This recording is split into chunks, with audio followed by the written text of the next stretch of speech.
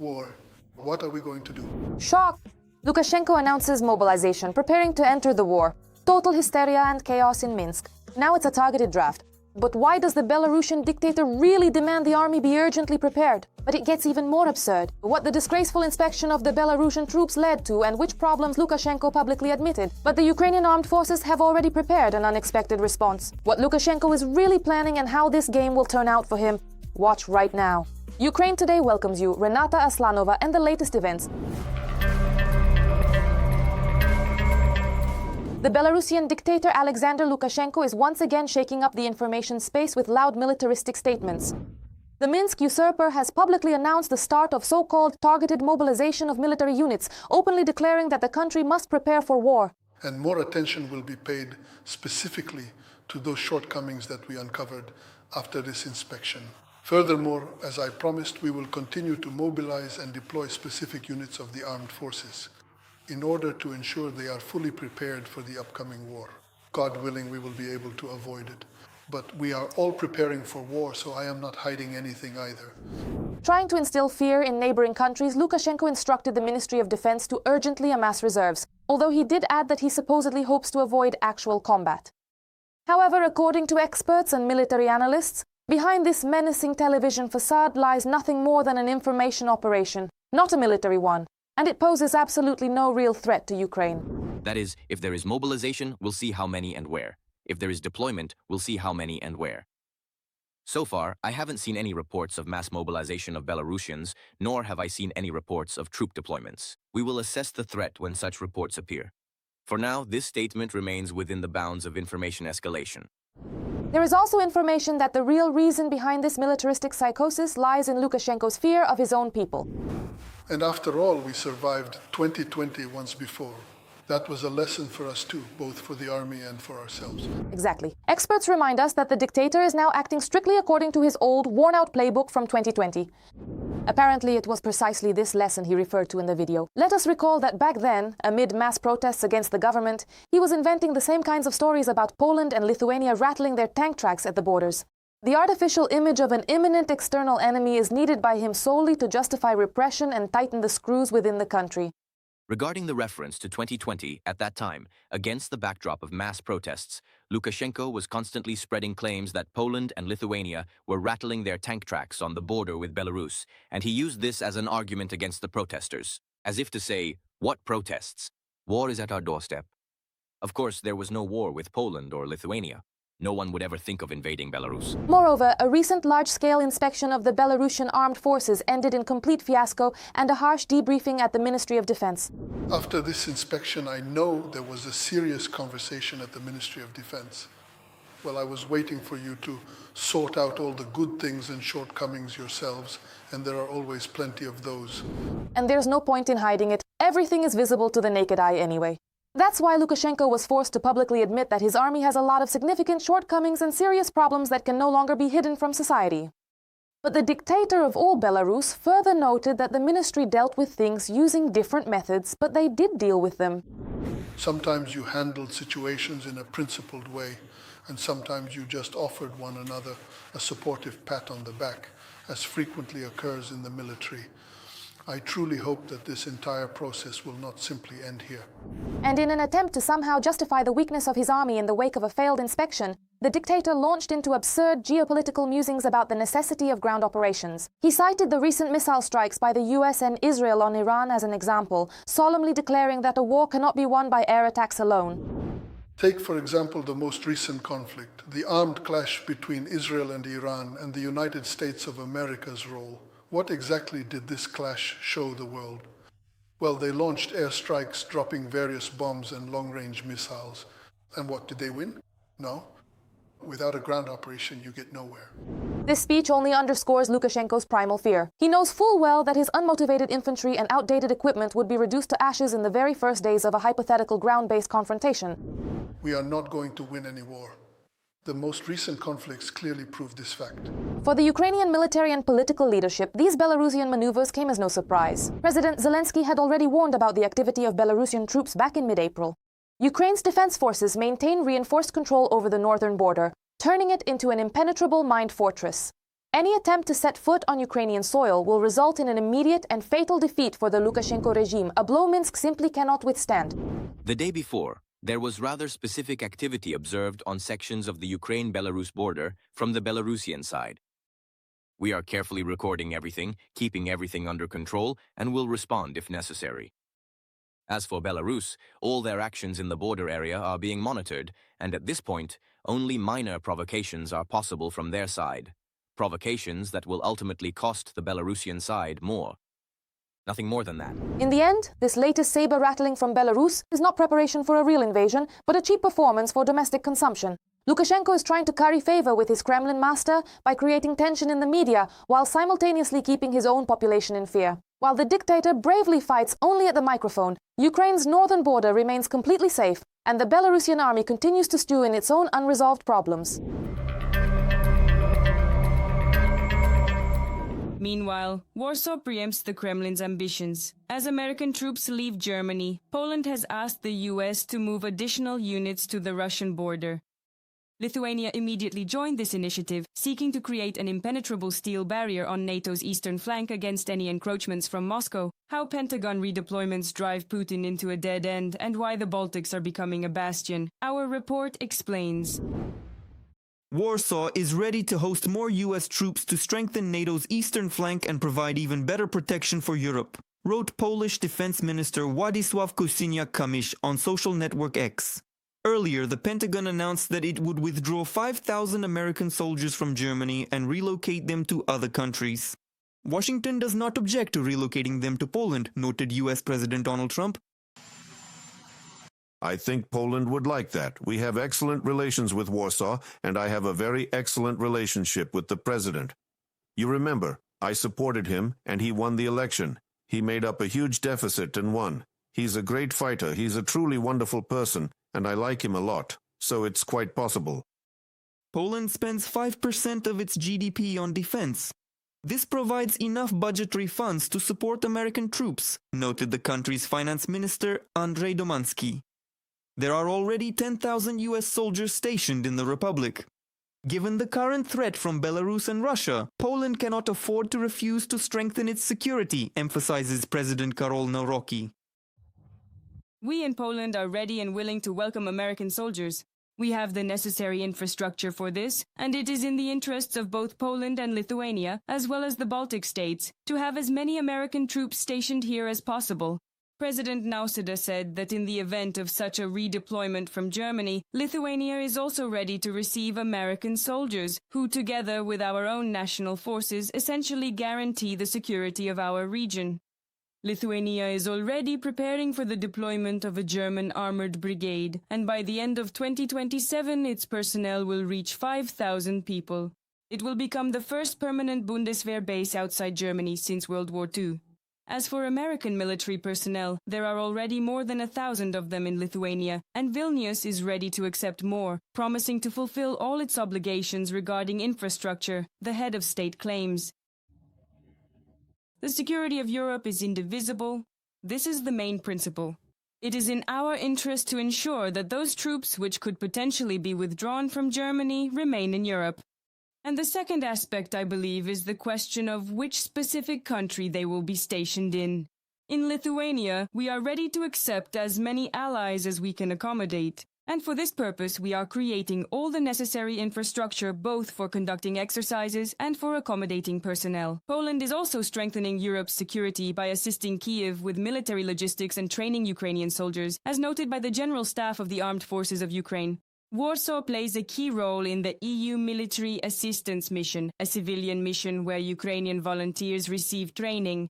The servicemen acquire specialized skills from instructors of EU member states and promptly return to carrying out their duties, as noted by the Command of the Armed Forces of Ukraine.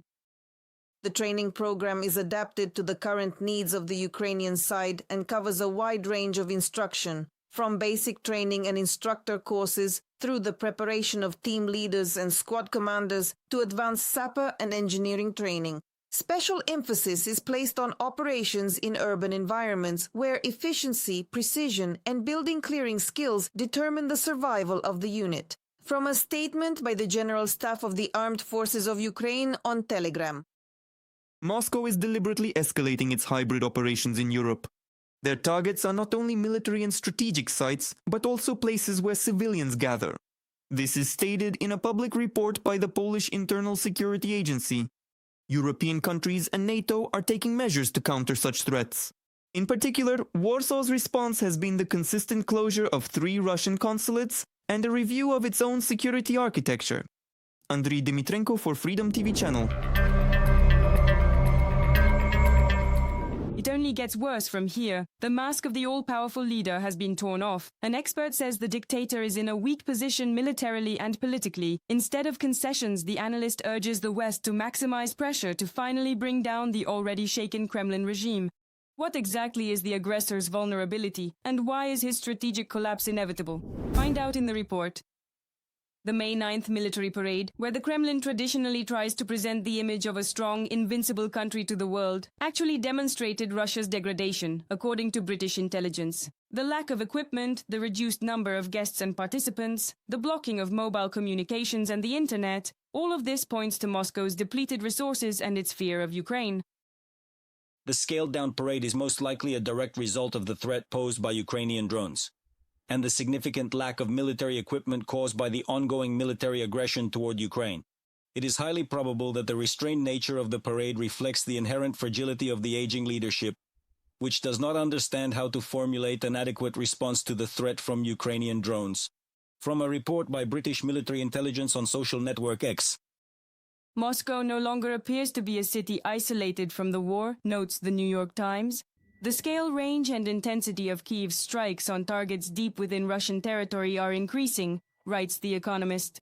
Starting in March of 2026, Ukraine successfully overtook and surpassed Russia for the first time in the total number of long-range drone attacks. Ukrainian defense forces are now actively striking and neutralizing Russian military and strategic targets located almost 2,000 kilometers from the border. This means that 70% of Russia's population is now directly within the operational reach of Ukrainian drones. Having endured a harsh winter when its cities and energy system were subjected to massive Russian drone and missile attacks almost every night, Ukraine is now turning the situation around. With almost every action it takes, Ukraine is inflicting increasingly significant damage on Russia. From a publication in The Economist.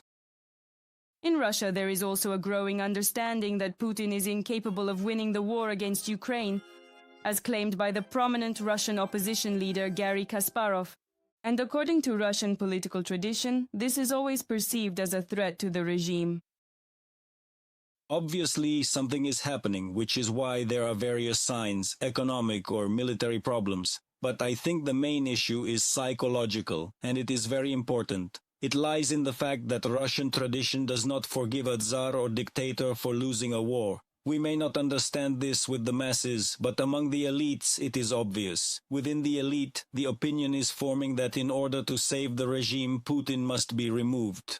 Garry Kasparov, Russian opposition politician, in a comment to Ukrainian media.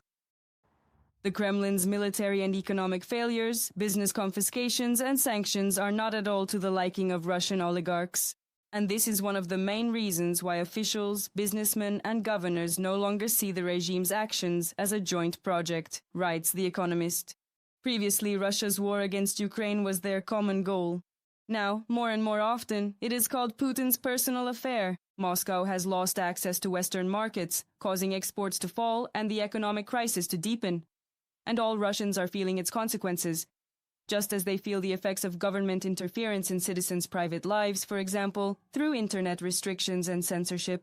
Previously, the Russian consensus was that the state did not interfere in people's lives and people did not interfere in politics. But now, the state offers citizens only repression and gives nothing in return. And if Putin leaves, Russia will no longer be Russia, it will be some other state, it will be something different. And of course, Putin does not want to show defeat.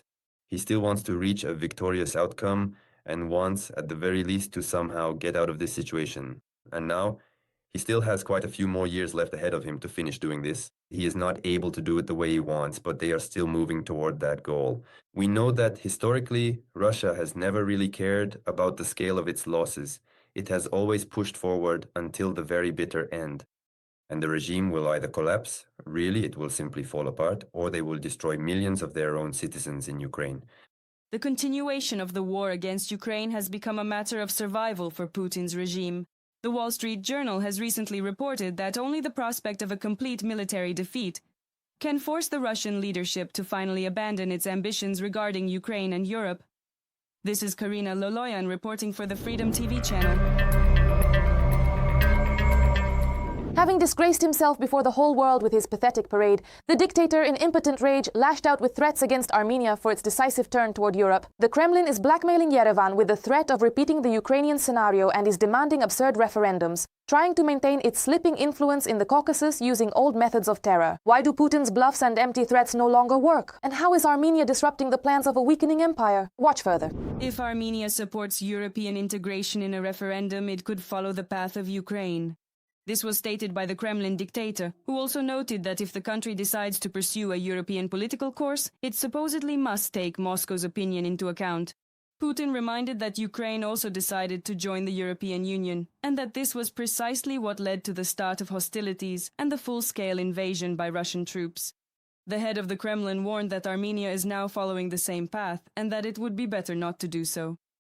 The Russian Foreign Ministry stated that extra-regional interference in the South Caucasus region is irresponsible and destructive, and is aimed at driving a wedge between the countries of the South Caucasus and Russia. The Russian Foreign Ministry issued a warning that Western interference could lead to the most negative consequences for regional stability, security, and economic development, as well as to an uncontrollable increase in tensions in the region. According to the report from the Institute for the Study of War, on May 5th, Yerevan hosted the first-ever Armenia-EU bilateral summit. Its most significant and primary outcome was the formal declaration of a partnership based on deep mutual ties. Both Brussels and Yerevan fully intend to collaborate and develop transport, energy, and digital networks within the framework of the European Global Gateway Initiative. A highly significant and crucial step forward will be the EU's support for the comprehensive restoration and modernization of 3 key checkpoints on Armenia's borders with Turkey and Azerbaijan. Yerevan and Baku are trying to build peace after decades of hostility over Karabakh. The conflict ended in 2023, with Karabakh coming fully under Baku's control. At the same time, Armenia has reached an agreement to normalize relations with neighboring Turkey. According to the assessments of economic analysts, the primary obstacle to deep economic integration with Europe remains Armenia's trade dependence on Russia. Nevertheless, there is a significant potential to eventually overcome this barrier. Russia is tied up in Ukraine. It no longer possesses the necessary strength to influence its neighbors, nor does it have the sufficient capability to maintain the same level of military and diplomatic presence there. That is why, perhaps, they are now contemplating the idea that it is truly now or never. Therefore, we see that both Azerbaijan and Armenia are trying more and more to expand and diversify their diplomatic contacts. Azerbaijan is in a more advantageous position because it has the direct protection of Turkey and a formal alliance with the Turkish state. Armenia's situation is more complicated. It is surrounded by Muslim countries, has no access to the sea, and Europe is far away. Nevertheless, even now, it is trying to do this, to get closer to the West, to Europe, because it clearly recognizes the fact that its future with Russia is either extremely precarious and uncertain, or simply impossible for it. Besides Armenia, the Russian Federation is making claims against Finland. The Kremlin dictator raised the question, why did the country join NATO? After all, according to him, Russia supposedly has no territorial disputes with Finland. The dictator also accuses the Finns of building a border along the Sestra River and claims that earlier they were allegedly expecting the collapse of the Russian Federation. This statement was made against the backdrop of the ongoing construction of a fence on the border with Russia, which is planned to be completed by the end of the year. At the same time, earlier, the Russian Federation's ambassador to Finland, Pavel Kuznetsov, stated that the country's accession to NATO has turned the Baltic region into a so-called zone of potential escalation. Kuznetsov issued a direct threat to Finland and the entire alliance, claiming that Russia would supposedly have to respond to the buildup of NATO's material and human resources or the deployment of nuclear weapons in Finland. According to him, Russia's response will be appropriate, but not necessarily symmetrical. Russian threats against NATO member states are specifically designed to pressure the West to exercise restraint, and Russian statements about completely fabricated threats allegedly coming from NATO are deliberately calculated to establish informational conditions. to justify and support a supposed long-term geopolitical confrontation with the West, according to a detailed report by the Institute for the Study of War. Moscow also tried to threaten Kyiv. The Russian Foreign Ministry called on European diplomats to evacuate from the Ukrainian capital, as the Kremlin threatened to strike decision-making centers if Ukrainian drones were to disrupt the upcoming military parade. The head of the German Foreign Ministry, Johann Wadefuhl, recently pointed out that such statements are absolutely nothing more than panic that has gripped Moscow, since the consequences of Putin's endless series of serious miscalculations can no longer be hidden from the public eye. And as we look at this most recent May 9th holiday, and in fact the intense hysteria that the official Russian authorities and Russian propaganda stirred up on the eve of the holiday, has served to only further expose and vividly highlight the hopelessness, the dead end, and in some sense even the total exhaustion of this entire state-sponsored propaganda discourse. One would certainly like to hope that this clear exhaustion of the agenda is finally beginning to be deeply felt and recognized even within the Russian Federation itself. Russia is trying to hold neighboring countries in check through threats and blackmail, but more and more states are choosing a different path, cooperation with Europe, and distancing themselves from Moscow. Pressure, official statements about red lines, and attempts to influence the decisions of sovereign countries all clearly demonstrate. The Kremlin perceives any independent choice by its neighbors as a direct threat to its own influence. Karina Loloyan for Freedom TV Channel. And what do you think about these events? Comment below and like the video. Stay up to date with the main news. There's more to come.